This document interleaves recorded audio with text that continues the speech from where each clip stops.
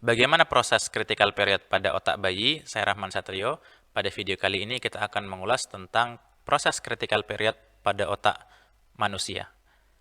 Pada video sebelumnya kita sudah mengulas tentang critical period pada otak unggas, yang mana pada critical period tersebut ada proses yang disebut dengan imprinting, di mana anak unggas yang baru lahir, baru menetas, kemudian dia akan mengikuti apapun objek hidup yang pertama kali ia lihat setelah menetas. Dan ketika critical period-nya tertutup, maka dia akan seterusnya mengikuti objek tersebut. Nah, lalu pertanyaannya adalah bagaimana dengan critical period pada manusia? Apa yang terjadi saat manusia diberikan suatu stimulus atau tidak diberikan suatu stimulus pada fase-fase critical period tersebut?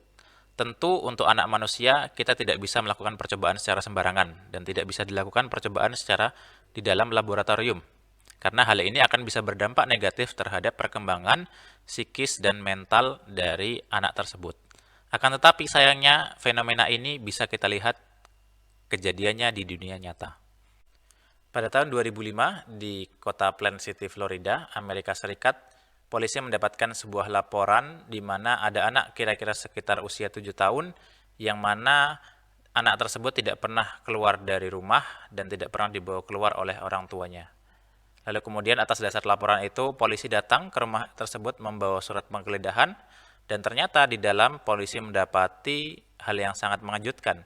Ada anak usia sekitar 7 tahun yang dikurung di dalam rumah, di dalam sebuah kamar yang sangat kotor, gelap, yang mana kamar tersebut penuh dengan serangga, dan kondisi anak tersebut sangat kotor gitu ya. Bahkan salah seorang polisi yang melihat kejadian tersebut, yang melihat anak tersebut, sampai muntah karena merasa jijik dengan kondisi anak tersebut. Lalu kemudian polisi menyelamatkan anak itu dari orang tua kandungnya, dan setelah diselamatkan ternyata anak itu dia tidak bisa makan makanan padat, dia tidak bisa minum menggunakan gelas, hanya bisa menggunakan sedotan, dan juga dia tidak bisa menggunakan toilet. Bahkan anak tersebut tidak paham ketika ditanyakan dengan pertanyaan yes or no. Anak tersebut bernama Daniel Crockett, diperkirakan dari sejak lahir sampai usia 7 tahun, orang tuanya tidak pernah membawa Daniel keluar, bahkan orang tuanya tidak pernah memberikan pengasuhan, hanya memberikan makan dan minum, memastikan agar Daniel hidup, tapi kemudian tidak pernah diberikan pengasuhan yang baik. Hingga yang terjadi adalah Daniel sampai usia 7 tahun pun masih belum bisa apa-apa dengan kondisi psikologis yang sangat memprihatinkan. Setahun kemudian setelah diselamatkan dari orang tuanya, Dr. Kathleen Armstrong, salah seorang psikolog anak dari University of South Florida, setelah melakukan asesmen terhadap Daniel, ditemukan bahwa Daniel mengalami environmental autism. Artinya Daniel tidak mengalami masalah genetik, tidak mengalami masalah neurologis bawaan, yang mana kondisi autismenya ini terjadi disebabkan karena sensory deprivation dan juga disebabkan karena kekurangan stimulus atau pengasuhan dari orang tuanya. Orang tuanya hanya memberikan makan dan minum tapi tidak memberikan pengasuhan sama sekali. Sehingga yang terjadi kondisi Daniel mengalami environmental autism. 1,5 tahun setelah Daniel diselamatkan dari orang tuanya, kemudian Daniel diangkat atau diasuh oleh orang tua asuhnya, yang mana orang tua asuh ini memiliki perhatian dan concern lebih terhadap Daniel dan berupaya agar Daniel bisa kemudian tumbuh kembang seperti mana anak pada umumnya.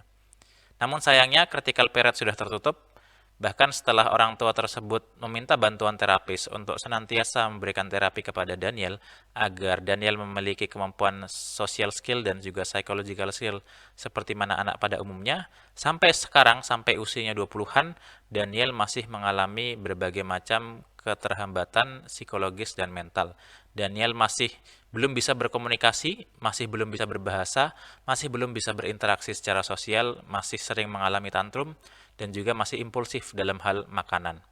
Dari kasus Daniel Crockett ini, kita bisa mendapatkan pelajaran betapa pentingnya fase atau periode kritis dari perkembangan otak bayi, yang mana jika seandainya periode kritis tersebut kita lewatkan tanpa adanya stimulus, tanpa adanya pengasuhan yang berarti, walaupun sudah diberikan makan dan minum, tapi jika tidak diberikan pengasuhan, yang terjadi periode kritis tersebut akan tertutup dan otak bayi tersebut tidak terbentuk seperti mana otak bayi pada umumnya, dan bayi tersebut akan cenderung stuck dengan kondisi otaknya tersebut sampai nanti ia dewasa.